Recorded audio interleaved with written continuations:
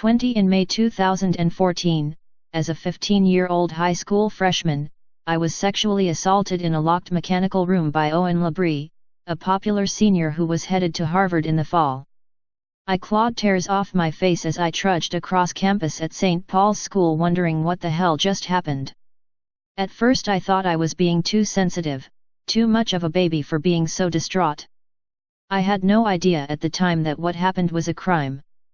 My friends looked worried as I explained the facts of what happened later that night and raised concerns about whether I could be pregnant or have a sexually transmitted disease. Their fear and anxiety made me shut down emotionally.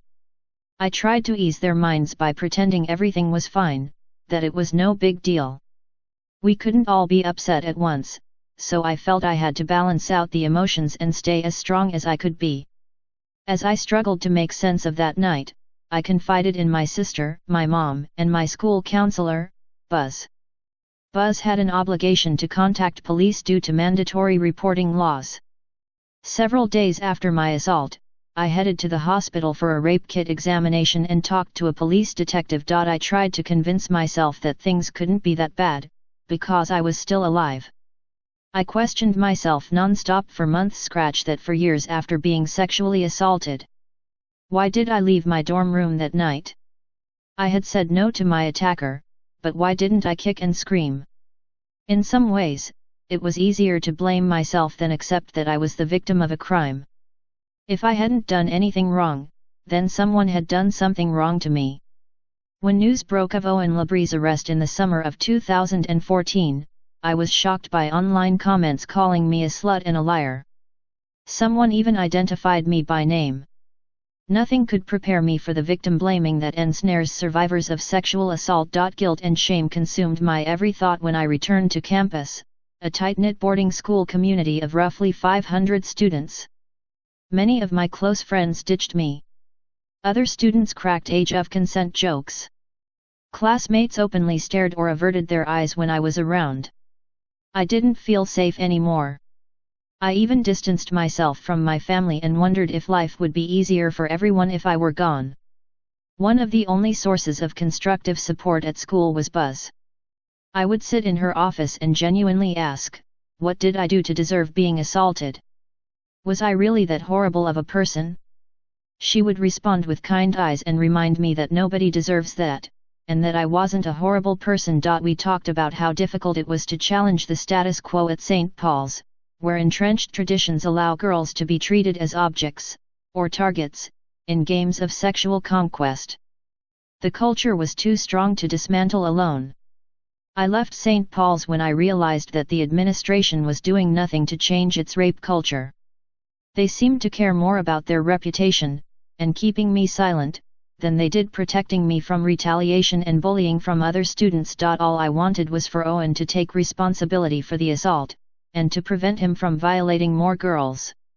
I wanted to heal from the attack and the betrayal, but the trial led to new wounds and raw feelings. It was devastating and infuriating to be re-victimized by Owen's defense attorney, who twisted my words and interrogated me as if I had committed the crime. Editor's note: Owen Labrie was cleared of a felony rape charge but convicted on a felony charge of using a computer to lure an underage girl into a sexual encounter, as well as 3 misdemeanor sexual assault charges and 1 misdemeanor charge of child endangerment. Labrie has appealed the decision, and asked the Supreme Court of New Hampshire for a new trial, a request that is still pending. But there were other people who gave me the strength to get through it all. I received a couple of dozen messages of support from complete strangers, people who not only believed me, but believed in me too. The letters from these strangers, and the support and love from my sisters, my parents, my extended family, and my therapist, helped reaffirm the truth I always knew: it was not my fault. My shame morphed into anger, my fear into action. I stopped calling myself a victim and began calling myself a survivor. I wanted to hold the school accountable and prevent other kids from getting hurt, so my family and I filed a lawsuit. St. Paul's responded by threatening to expose my identity. I had been considering going public with my story to help other survivors, but I still had deep reservations. St. Paul's move made me feel like I had no choice. I refused to be bullied into silence. There have been many surprises throughout my journey, not the least of which is the fact that schools such as St. Paul's go to great lengths, and great depths, to protect their brand. Even today the words and actions of the school are painful. Energy and resources that could be invested in student safety and well-being are instead diverted toward preserving their reputation. Archibald Cox, Jr., President of the Board of Trustees at St. Paul's School, spoke of my case in January to the Concord Monitor after we reached a settlement. This specific event was very unfortunate, and it's the kind of event that whomever was to blame and however it happened was a terrible thing for the people involved and a terrible thing for the school. A student slipping on an icy sidewalk is an unfortunate event, Mr. Cox. Sexual assault isn't just an event that happens to someone, it is a crime committed by a perpetrator. Here I am, a survivor, almost 4 years after the crime, still shocked by the response and behavior of adults entrusted to care for and help shape students. The blame for the crime itself is no way shared by me. It rests squarely on the perpetrator and the institution that protected its rape culture for decades, and continues to do so. The power in this moment is the empowerment happening all around us.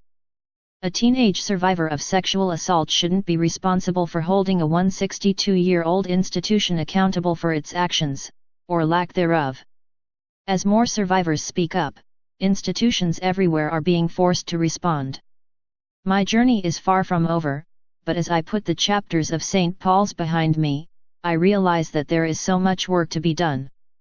The burden I feel to make a difference is amplified with the knowledge that I am not alone, that women and men around the world are owning their stories of trauma and pain and are standing up to say enough is enough. The blame does not belong on our shoulders, and we have the right to live without it, and heal at our own pace. We fully support Chessy's trailblazing work to give a voice to sexual assault victims. Chessy bravely stepped forward to address an issue important not just to schools, but to the entire country. The school has no tradition or culture that would ever allow or condone what happened to Chessy. We're proud of the culture we've built at our school and of our care for students. We teach students extensively about sexual assault prevention, and have strengthened our robust programs on health, well-being, and mutual respect. The administration did its best to support Chessy. The school worked closely with Chessy's parents to help her stay and worked very hard to keep Chessy's identity as confidential as reasonably possible and did so. We are dedicated to our mission of educating students in an environment that is safe and welcoming for everyone, and we are constantly working to improve it.